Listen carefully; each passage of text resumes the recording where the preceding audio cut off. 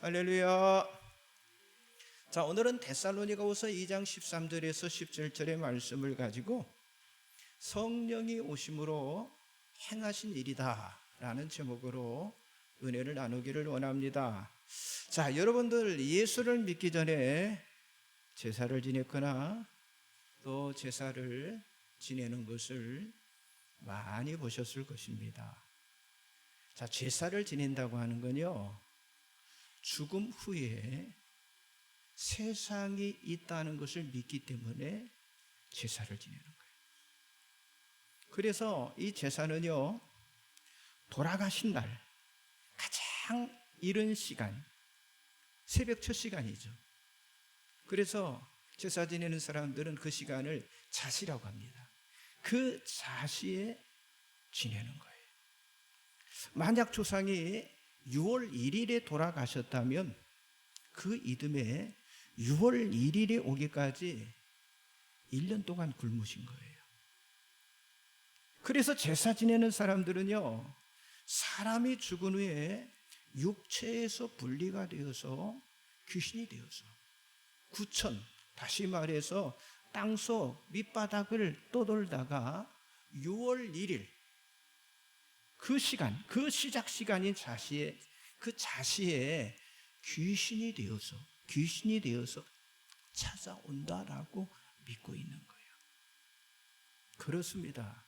여러분, 제사를 지내는 것은요, 사람이 죽으면 그대로 끝이 아니라고 하는 것을 자기들이 알고 그렇게 지내는 거예요. 자, 그런데 성경은요, 사람이 죽으면 우리의 영혼이 갈 수 있는 것은요, 천국 아니면 지옥이라고 밝히고 있습니다.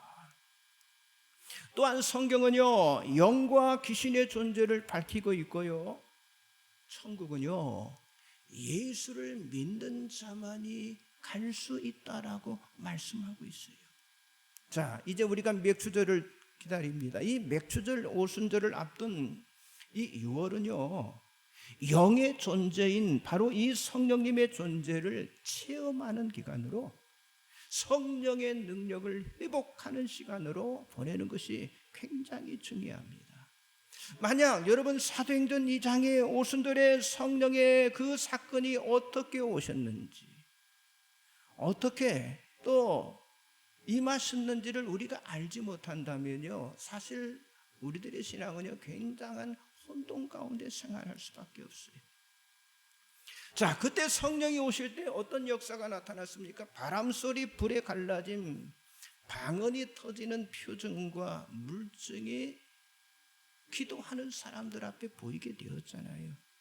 그래서 어떤 사람들은 이 오순절의 성령의 역사를 단지 어떤 신비적인 체험이나 어떤 초월적인 경험이나 어떤 특이한 느낌을 갖는 것만으로 오해를 하는 사람들도 있습니다. 자, 그래서 방언과 환상과 기적으로 성령의 임재를 체험하려는 믿음을 가지려고 하는 사람들이 지금도 많이 있는데, 자, 그러나 이 성령의 임재를 경험하고 그 성령의 임재를 체험하는 것보다 성령님이 이 땅에 오시면요, 더 깊은 의미가 담겨져 있다고 하는 사실을 우리가 알아야 한다고 하는 거예요. 먼저 우리들 각 사람을 위해서 이루신 이 성령의 사역을 우리가 살펴봐야 하는데, 자, 오늘 보면 여기 13절에 보니까 성령의 거룩하게 하심과 진리를 믿음으로 구원을 받게 하심이니라 라고 말씀하고 있어요. 자, 이 말씀은 성령이 오심으로 거룩한 성도, 진리를 믿는 성도, 구원을 받는 성도가 된다라고 하는 그런 말씀입니다. 그렇습니다. 우리 안에 성령이 오시면 먼저 개인적으로 구원의 확신을 가지게 되고요, 그리고 인격적인 변화를 허락해 주심으로 우리의 삶이 달라지게 만들어 주신다고 하는 사실이죠. 그리고 성령님은 이러한 변화를 바탕으로 이제 거기에 준하는 사역과 은사와 능력을 우리들에게 허락해 주신다고 하는 사실이죠. 자, 그래서 성령님이 오셔서 제일 먼저 집중적으로 하신 일이 뭡니까? 개인을 변화시키는 일을 하신다고 하는 사실이죠. 자, 만일 환상이나 기적 등 눈에 보이는 특별한 현상이 성령사에게 가장 중요한 것으로 사도들이 이해를 했다면요, 여러분, 사도 바울도 분명히 그것에 강조점을 두고 사도 바울이 가르쳤을 거라고 하는 거예요. 그런데 사도 바울은 성령이 오셔서 무엇에 집중했냐고 말씀하고 있는데요, 무엇에 집중해요? 예수 그리스도에게 집중했다라고 말씀하고 있는 거예요. 그러니까 성령이 오신 1차적인 목적은요, 예수를 각각의 사람들에게 분명히 보여주는 것, 이것이 바로 성령님이 오신 목적이라고 하는 거죠. 여러분, 성령님은 우리에게 예수님이 나의 주님이시다는 개인적인 신앙의 고백을 하도록 먼저 우리를 부르셨다고 하는 사실이죠. 예수님이 나의 구원자고 예수님이 나의 구주이심을 고백하는 것이 성령의 가장 중요한 체험이라고 하는 사실을 믿으시기 바랍니다.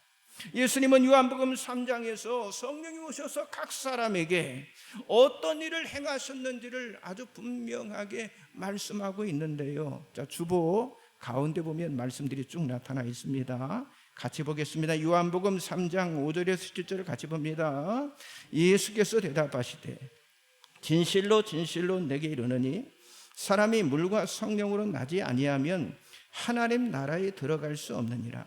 육으로 난 것은 육이요 영으로 난 것은 영이니 내가 내게 거듭나야 하겠다 하는 말을 놀랍게 여기지 말라.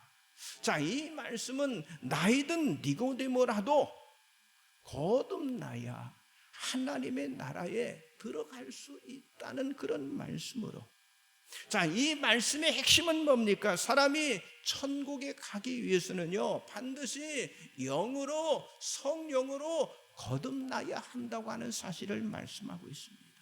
여러분, 성령 안에서 조금 더 사랑하고 조금 더 좋은 성품을 갖는 것이 아니라 완전한 변화가 일어나야 한다고 하는 사실을 성경은 말씀하고 있습니다.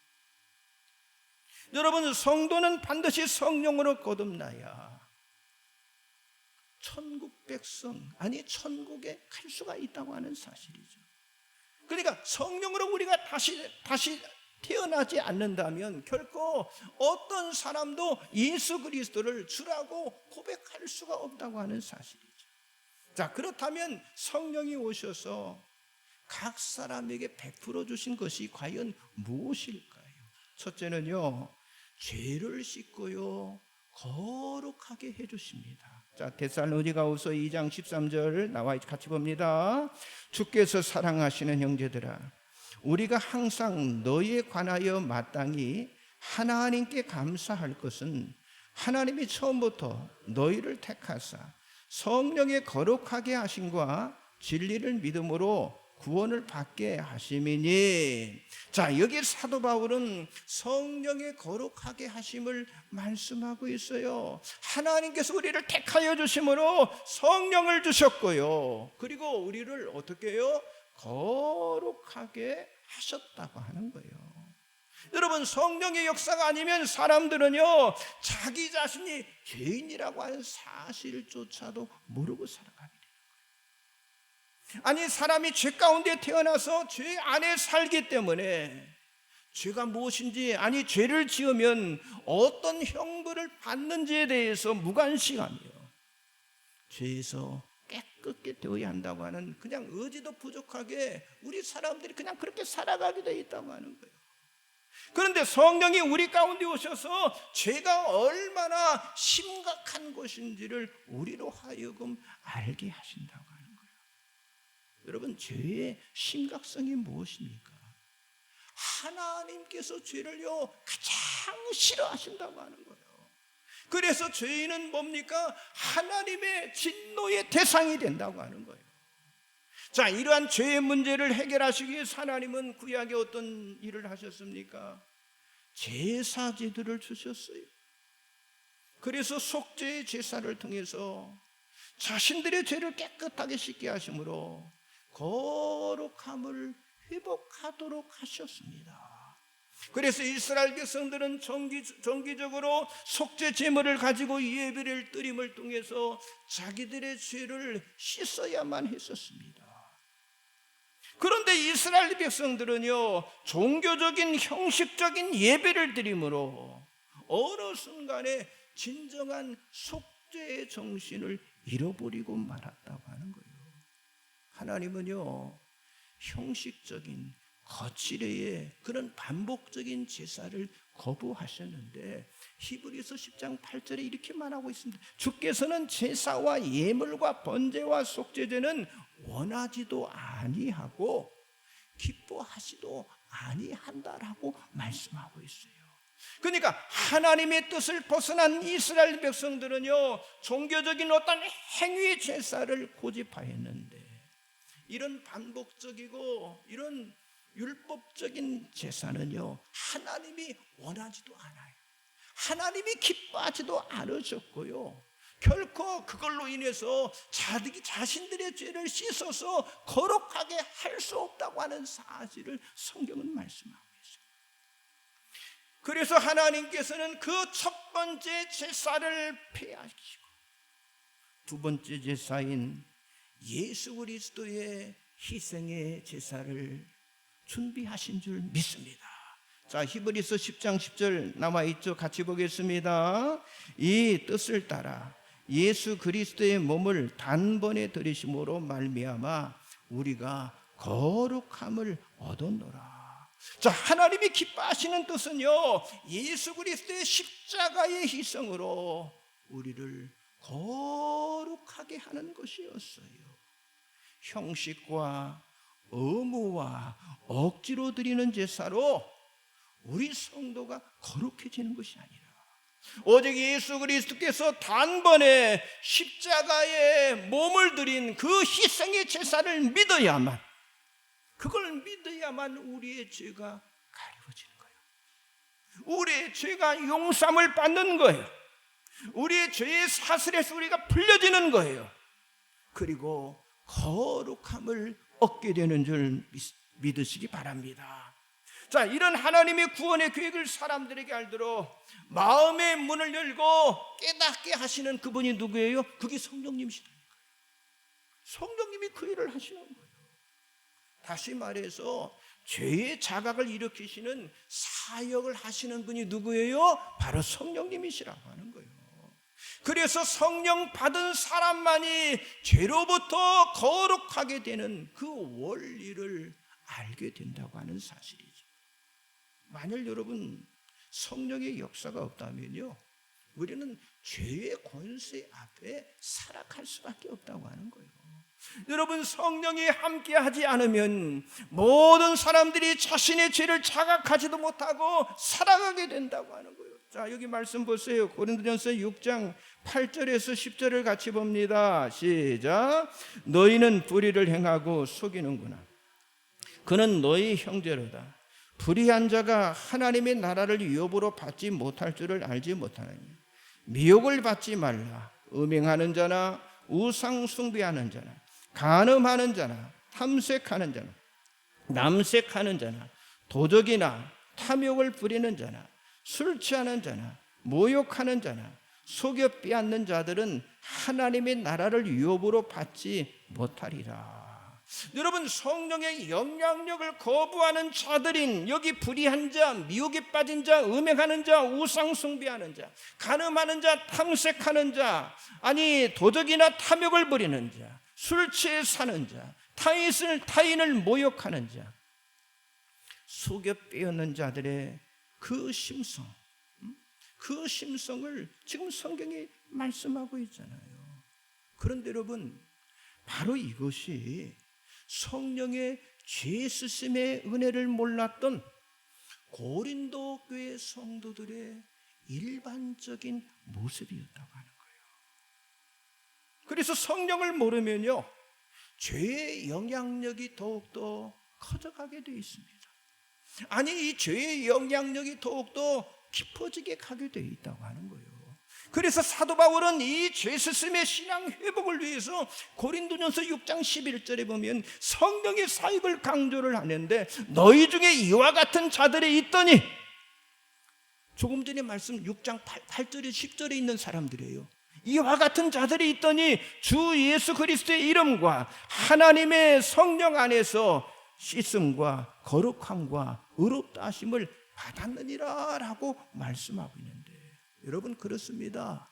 그런 죄악 가운데일지라도 성령님이 역사하시면요, 씻으심을 받고 거룩하게 되어지고 의로운 백성이 된다고 하는 사실, 여러분 이 사실에 우리들도 감사해야 할 줄 믿습니다. 그래서 성령의 임하심으로 육신의 법이 아닌 성령의 법 안에서 거룩하게 저와 여러분이 살게 되었다고 하는 사실에 감사하시기 바랍니다. 옆 사람 한번 인사하세요. 성령 안에서 죄 씻음 받고 거룩하게 살아갑시다. 이게 성령이 행하실 일이라니까요. 두 번째는요, 성령은요 진리를 깨닫게 하십니다. 자, 데살로니가후서 2장 13절 같이 또 한번 다시 한번 읽습니다. 주께서 사랑하시는 형제들아, 우리가 항상 너희에 관하여 마땅히 하나님께 감사할 것은 하나님이 처음부터 너희를 택하사 성령에 거룩하게 하심과 진리를 믿음으로 구원을 받게 하심이니. 자, 진리를 믿음으로라고 말씀하고 있죠. 자, 우리가 진리를 믿었다면 그것은 누가 주시는 깨달음이에요? 성령께서 주시는 깨달음이에요. 절대로 우리 스스로 깨달은 것이 아니라고 하는 거예요. 그래서 사도들은 이 구원의 진리를 모르는 사람들이 이 구원을 받을 수 있도록 성령 안에서 보냄을 받은 사람, 그래서 사도라고 하는 뜻은요 보냄을 받은 자다라는 뜻입니다. 그러니까 사도들은 이 진리의 말씀을 정확하게 이해하고 기록하여 남기는 일에 아주 최선을 다해서 헌신을 했던 그런 사람들이라고 하는 거죠. 그래서 성령의 감동은 사도들로 하여금 어떻게 했습니까? 이 성경을 기록하게 하셨잖아요. 자, 베드로후서 1장 21절 나와 있죠. 같이 봅니다.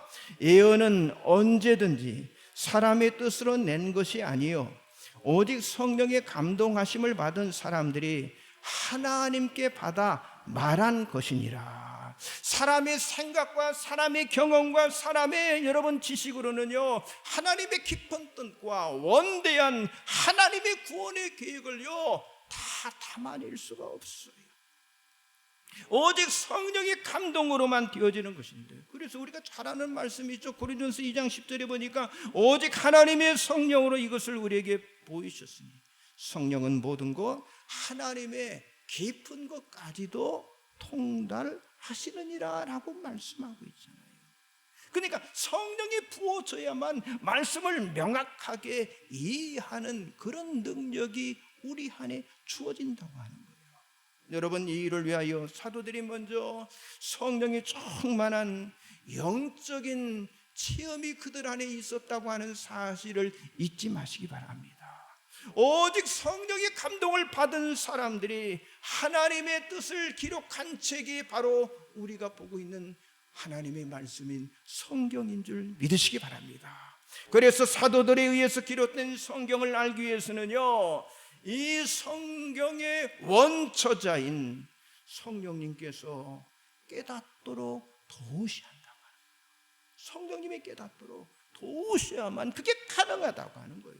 여러분, 우리 또한 성령의 충만한 성도가 되어야만 하나님의 뜻을 깊이 깨달아 알 수 있는 줄 믿습니다. 여러분, 이 시간 설교 시간에 전해지는 하나님의 말씀을 듣는 우리도 어때요? 성령으로 충만해야 한다고 하는 거예요. 성령으로 충만해야 하나님의 말씀을 이해하고 생각하고 내 삶 속에 그 하나님의 말씀을 적용할 수가 있다고 하는 사실이죠. 자, 요한복음 14장 26절을 같이 봅니다. 보혜사 곧 아버지께서 내 이름으로 보내실 성령 그가 너희에게 모든 것을 가르치시고 내가 너희에게 말한 모든 것을 생각나게 하리라.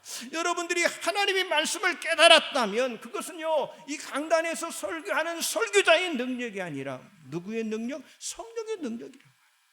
성령의 능력.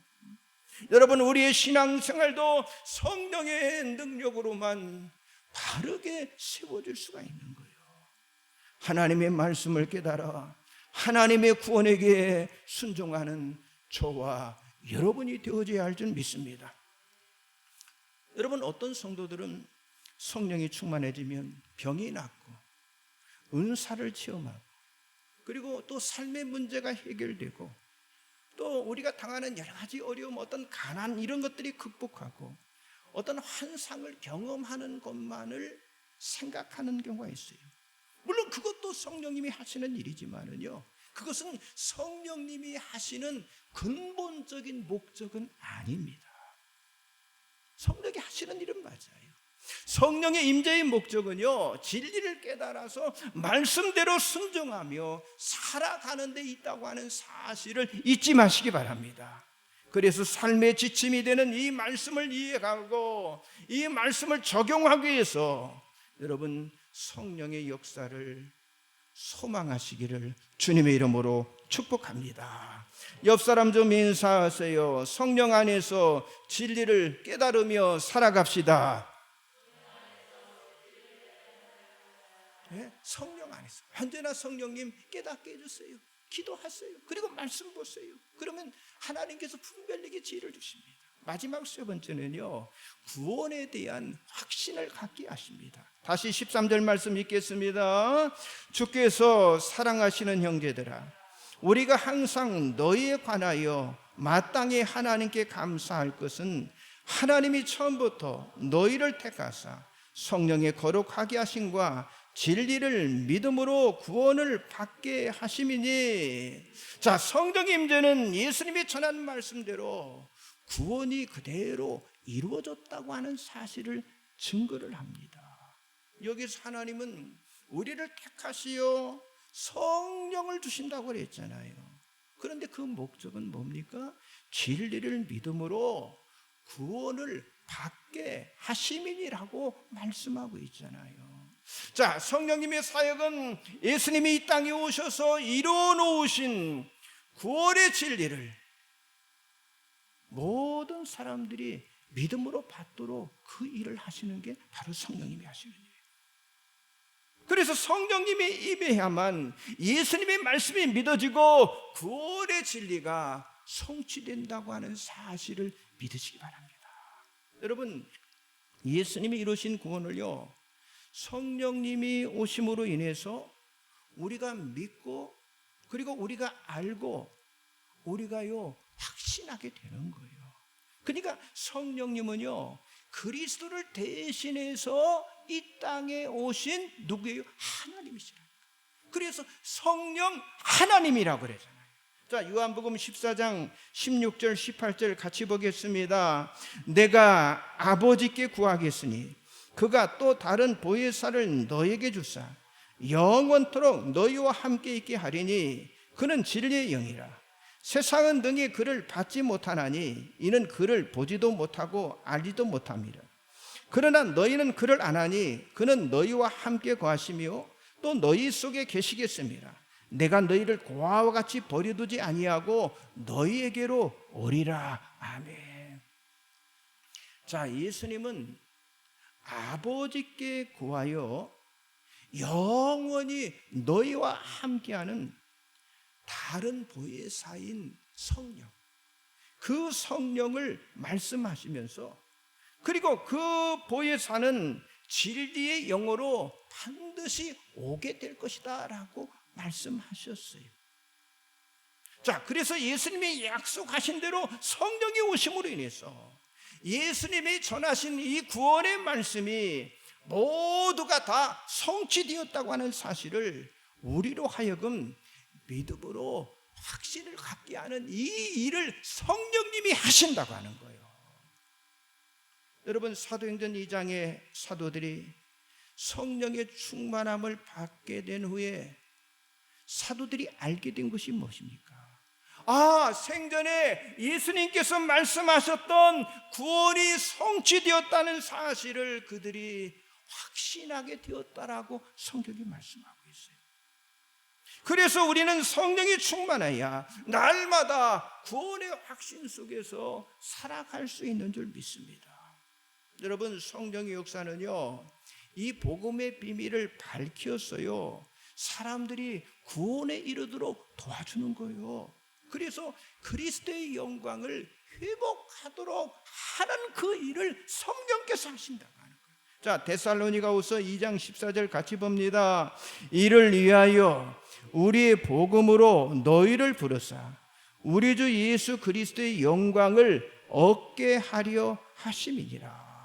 자, 그렇다면 여러분, 복음을 아는 것이, 예수를 아는 것이 어떻게 하나님께 영광이 되는 것입니까?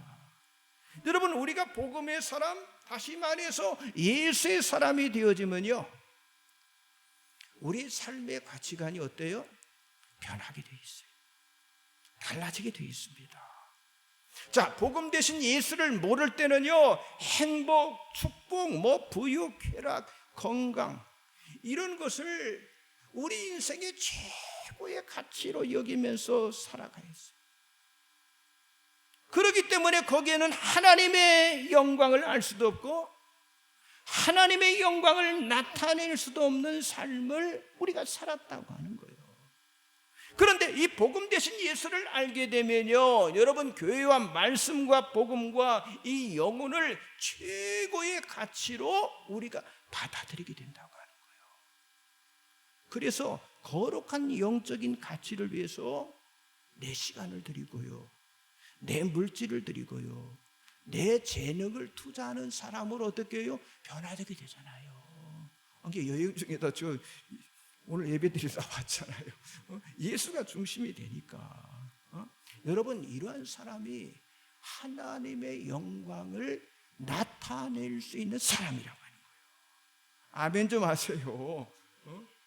그래서 여러분, 우리가 사도행전을 많이 살펴봤잖아요. 사도행전의 교회가 위대한 이유는요, 그들이 성령으로 충만해서 그리스도의 영광을 보았기 때문에 자기 모든 것을 다 투자해서, 자기 목숨까지도 내던지면서 그리스도의 영광을 위해서 그들이 살아갔다고 하는 거예요.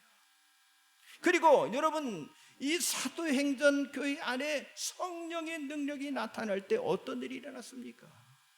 교회가 바뀌어졌어요. 가정이 바뀌어집니다.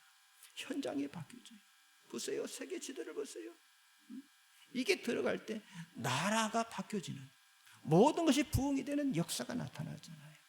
결론의 말씀을 드립니다. 사랑하는 성도 여러분, 여러분 모두가 다 성령의 충만함을 갈망하시기 바랍니다. 그래서 하나님을 바로 알고, 그리고 바른 진리를 깨닫고 바른 믿음으로 자라남을 통해서 오직 그리스도께만 영광을 돌리는 삶을 살아가시기를 주님의 이름으로 간절히 축복합니다. 기도하겠습니다. 전능하신 하나님, 하나님 말씀 들었고 전했습니다.